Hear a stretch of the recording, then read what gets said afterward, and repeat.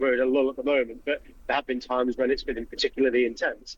And a lot of interceptor missiles have been used in that conflict. Also, the types of attacks that Iran is carrying out, it's using ballistic missiles, but it's also using very cheap drones. And in many cases, the US and its allies who have access to some of these types of missiles that there's now a shortage of, are sending rockets and missiles and interceptor munitions that are really very expensive to take down drones that are relatively cheap. And it's certainly using up very quickly US supplies. President Trump has reportedly raged at Secretary of War Pete Hegseth over a shortage of American missiles.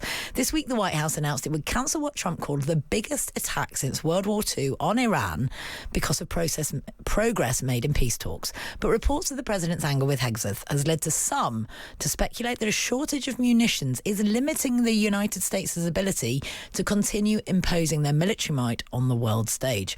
Here was Trump's response when he was asked about a possible shortage of munitions.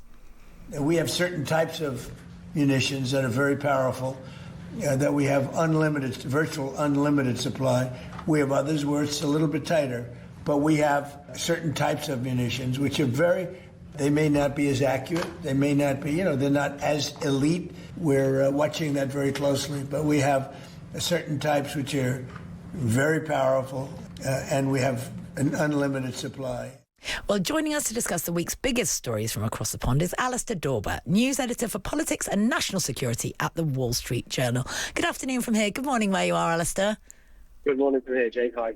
Lovely to speak to you, as always, Alistair. Now, we just heard Donald Trump there saying he's got unlimited supplies of weapons. We're hearing two contradictory reports about US munitions supply. Who should we be listening to, Alistair? Well, in that clip you played there, Donald Trump did say there were one or two types of weapons that are a bit tight, and I think that's as close as you're going to get to an admission from the president that there are certain types of very important weapons, interceptors, Patriot missiles, these things that go and stop ballistic missiles from crashing into targets and causing a lot of damage. There is quite a severe and significant shortage of those types of missiles in the US arsenal. And there have been many people within the administration who've been warning that that's been the case now for quite some period of time. And I think that was certainly a factor last weekend. Donald Trump, as you say, around this time last week was talking about the biggest attack on Iran, the biggest attack anywhere since World War II, but that one was called off. And I certainly think the availability of weapons, and particularly interceptors, things like Patriot missiles, is really starting to have an impact here. How should we understand why this situation's come about, Alistair? I mean, is it a miscalculation over perhaps how long the Iran war would last, how what stocks they would need in order to carry out the United States aims over there? I think there's a whole bunch of factors. First of all, a lot of these types of missiles over the last 4 or 5 years have been sent to Ukraine to help Ukraine in its war against Russia. You're right. The war in Iran has gone on longer. I think we're now into the 6th month than many would have expected. Of course, we're at a lull at the moment, but there have been times when it's been particularly intense, and a lot of interceptor missiles have been used in that conflict. Also, the types of attacks that Iran is carrying out, it's using ballistic missiles, but it's also using very cheap drones, and in many cases, the US and its allies who have access to some of these types of missiles that there's now a shortage of, are sending rockets and missiles and interceptor munitions that are really very expensive to take down drones that are relatively cheap, and it's certainly using up very quickly US supplies. And how is that affecting US foreign policy, Alistair? I mean, Trump has recently, for example, signalled a reluctance to defend Taiwan should a war break out with them in China. I mean, is this lack of munitions kind of directing statements and policy right now? Well, a lot of people would say here that, look, don't worry so much about Iran. That's a sort of a minor skirmish in the whole scheme of things. Think instead about what Vladimir Putin's thinking in Russia and what Xi Jinping might be thinking in Taiwan. The US is short of munitions. It's struggling to end a war that it said will be over very quickly in Iran. Imagine a lot of people in the administration saying, and outside and at think tanks and places like that, if Xi Jinping were to invade Taiwan? What sort of response would that elicit from the States?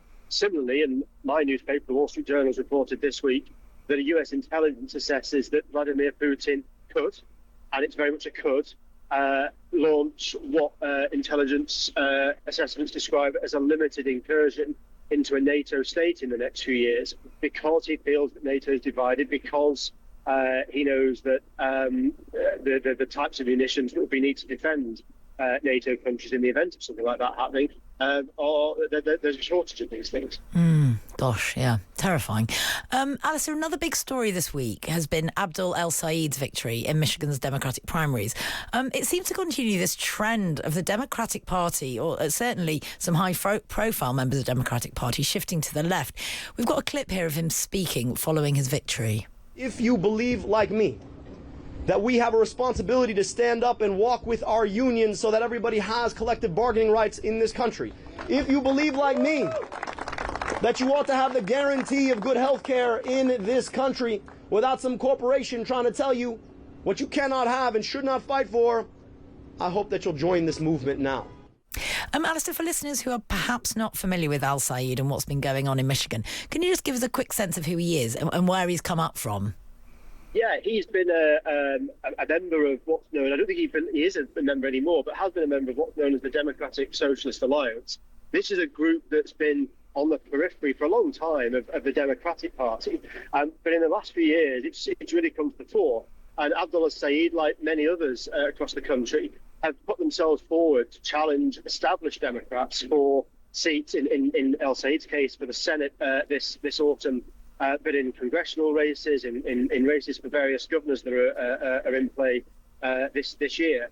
And think back almost more than 10 years ago now, and Jeremy Corbyn taking over the Labour Party. There are many people in the Democratic Party that talk about this idea of entryism now in the US, where the DSA has put its candidates forward and in many cases won these races against established Democratic figures. And we are going to see come November an awful lot of Democratic Party candidates who are come from this much more left-wing side of the party than we've been used to seeing in recent decades. It's really interesting, Alistair, because, you know, Mamdani has obviously been such a high-profile left-wing victory, but people have criticised his policies and saying they won't work outside the sort of liberal bubble of New York.